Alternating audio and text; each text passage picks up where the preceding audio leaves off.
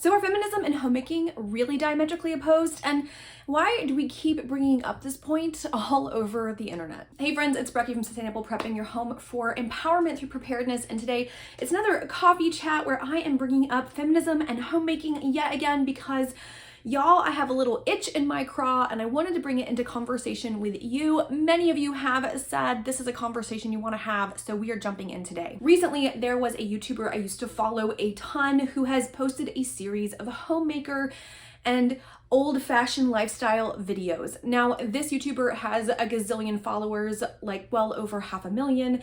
This YouTuber partners with some of the largest corporations in the country with brand deals. They are not hurting.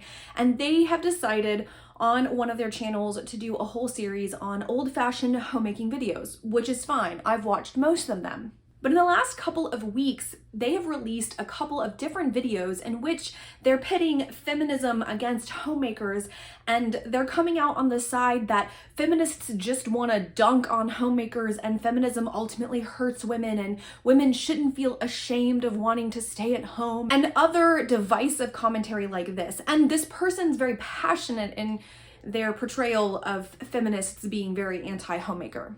Y'all, this really irritates me. It irritates me on a whole host of levels, but the first level I want to point out, and I'm not going to name who this is because I do not want a dog pile and I do not want anybody sending her hate messages. Not that any of you would, but you know, the internet can be the best place and the worst place. But this internet YouTube star has a multi-six-figure industry. I would not be surprised if her industry, like her business, was making close to 7 figures a year. She has 2 successful channels. She offers digital courses. She has a book. She has downloadables. She has a empire that she has built on YouTube, which is great. And she's been able to do this while working exclusively from home and being able to homeschool her children, which is great. And she was able many years ago, at least 5, I would say, to bring her husband home from his job in finance, which is great. And so he helps take on some of the work of homeschooling their kids so that she can run her business, which is great. My problem is that she does not understand that her entire lifestyle is because of feminism. She benefits from feminism and all of the gains that she has of feminism. Her husband does not have a chip on his shoulder because she's the sole breadwinner for the family. He was comfortable giving up his role as a provider. His masculinity was not impacted by him coming home and being a stay-at-home dad because of feminism, because feminism reminds us that our value is not in our production and that men are not inherently more apt at providing than women. And feminism teaches us that all genders, men, women, non-binary individuals, should participate in homemaking and the keeping of a home. That's not an exclusively female task. She benefits from this, and her entire empire could not exist without feminism, without her husband being a feminist, and without her being a feminist. And yet we're having a conversation about whether or not women who'd want to be homemakers are just brainwashed because that's what all feminists think.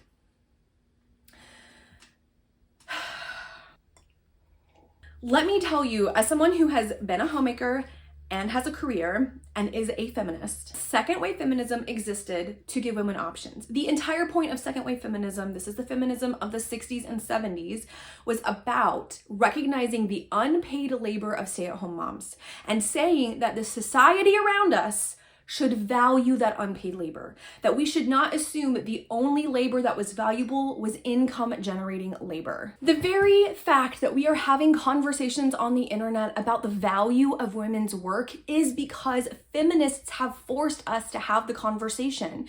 For a really long time, the work that women did was not considered valuable because women were not considered valuable. This idea that the only labor that adds to a family is the paid labor of a man is something that feminists attacked in the 60s and 70s. In addition, they wanted women to have the choice of whether or not they wanted to be homemakers or career women. That choice was essential. In all things, feminism desires choice for all people, not just for women.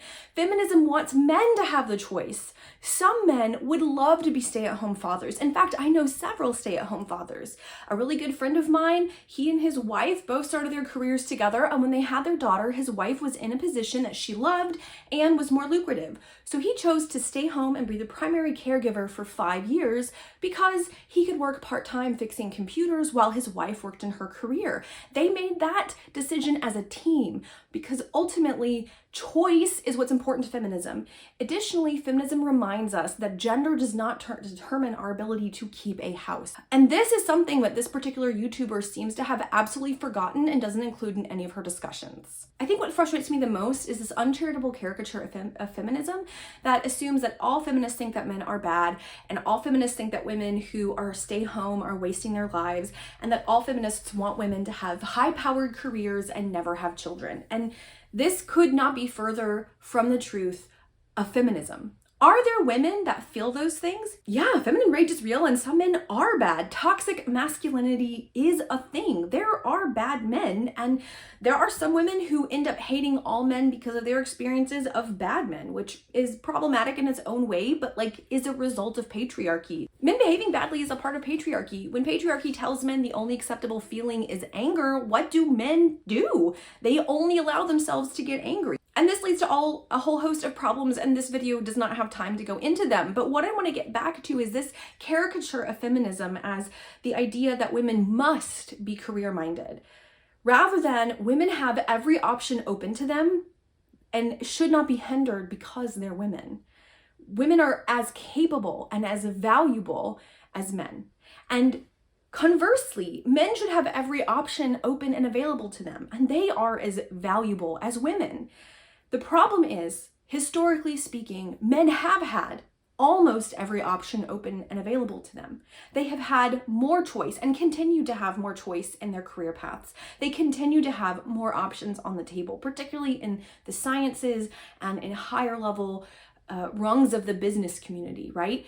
Men still are prioritized over women, and we know that. It's documented in double-blind studies. I will try to find some links to add in the description. Some women really want to be moms and have that be their career. There's a great channel I want to recommend, Angela at Parkrose Permaculture. I will link her above, and she did a great video recently on fair share and housekeeping, and how just because she's a homemaker, it does not mean that she is the only person cleaning the house and things like that. I'm gonna link a video of hers up above, but I'm gonna link her channel in the description. Check her out, she's awesome. She's a great example of the intersection of homemaking and feminism, and there are other voices in that community. I'll leave a few links down in the description if you want to keep up with that conversation. But ultimately, this conversation is small because you get more clicks when you have two sides fighting on the internet, and it's exhausting.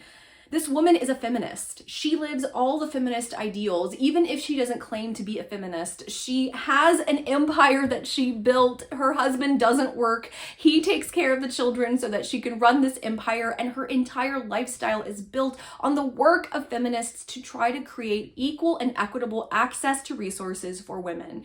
And yet, because the whole trad wife movement and conservative people on the internet and homemaking and wanting to create labels that we can sell things to people with, she's decided to throw feminists under the bus, even if she is benefiting from the work of feminists every day.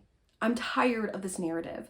I am tired of this idea that homemaking is only for brainwashed trad wives. I'm tired of this idea that the only valuable labor is paid labor. I am tired of this idea that feminism that wants to give women equal access is undermining the family. Now, I believe that women should work, even women who want to take care of a home and raise children.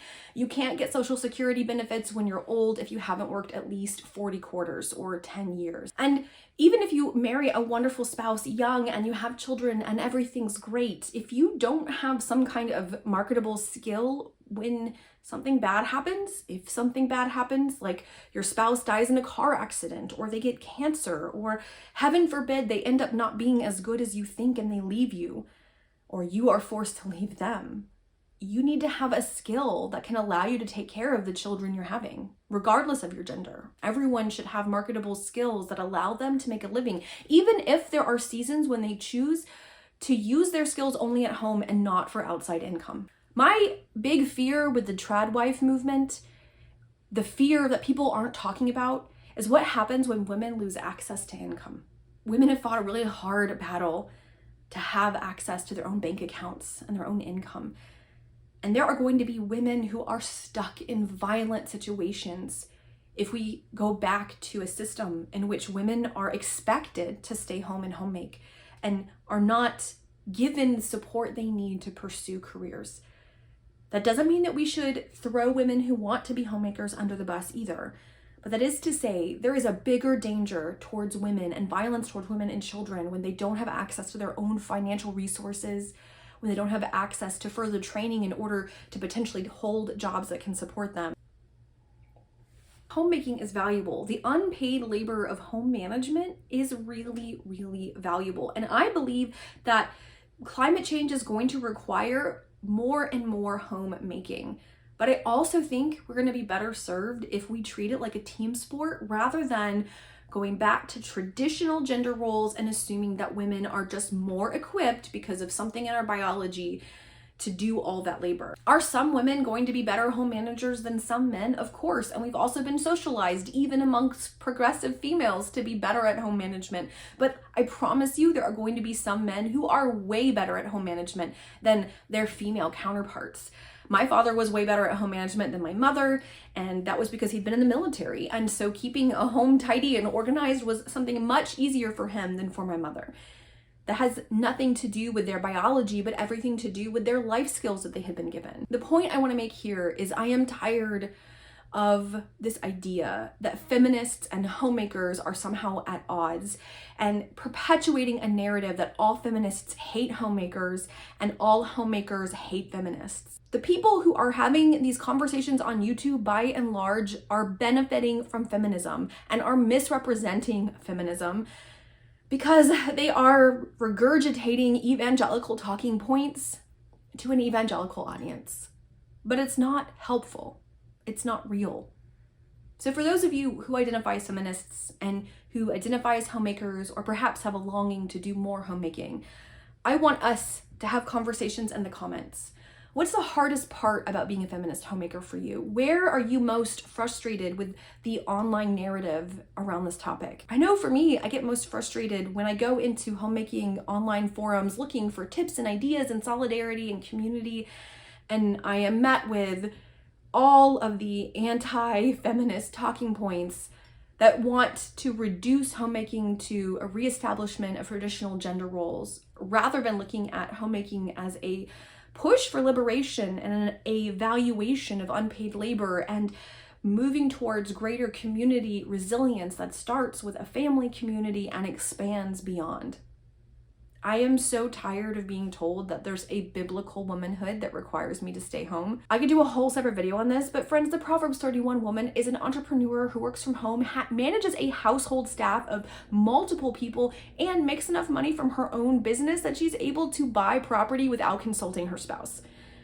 That is not a keeper at home. That's a businesswoman who's getting stuff done and doesn't need the authority of her husband to tell her what to do and when to do it. I want the conversation around home management and homemaking to be more than just Martha Stewart dinner sets or biblical womanhood. I want it to move into the 21st century. I want it to embrace the sustainable living principles that many of us value and to acknowledge that climate change may require us to start doing things like home food preservation, raising gardens and maybe livestock, doing more with less, right? Embracing frugal skills and handiwork, and that these things are not gender specific and that we need places to talk about it, places that don't diminish our personhood but celebrate it.